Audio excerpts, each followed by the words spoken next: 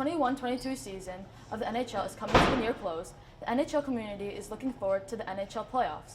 This season has ranged from moments from happy to sad, starting off with Trevor Zegras passing to Sonny Milano to score against Sam Montembeault, and Ilya Sorokin's stellar save against Artemi Panarin.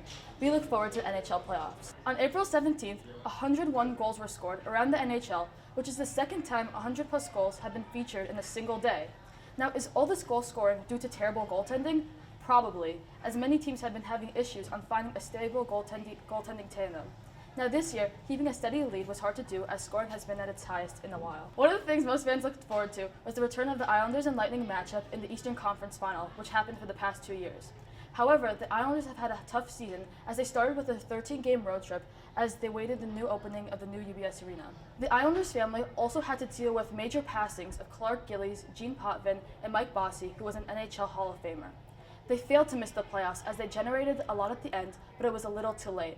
They were eliminated from playoff contention on April 16th with a 4-2 loss to the Maple Leafs, which allowed the Washington Capitals to clinch the 8th playoff spot, which is the second wildcard spot in the East. Their counterparts, the Rangers, however, did make the playoffs as they are second in the Metropolitan after they fired head coach David Quinn and hired Gerard Gallant. One of the biggest failures this season is the Montreal Canadiens. Last season, their record was 24-21-11. Unfortunately, this season, their record is 21-49-11, which is a major downfall. One of the large things that went so wrong with this team was the loss of Carey Price, as he had to go through mental and physical pain. He didn't return until he played the Isles, and they lost 3-0. Also, they started sending young upstarts like Cole Caulfield down to the Laval Rockets, which is a major problem with their team. And they ended up firing their head coach and hired St. Martin Louis, and ever since they hired him, they've been doing much better, but they weren't able to make the playoffs as they just lost way too much.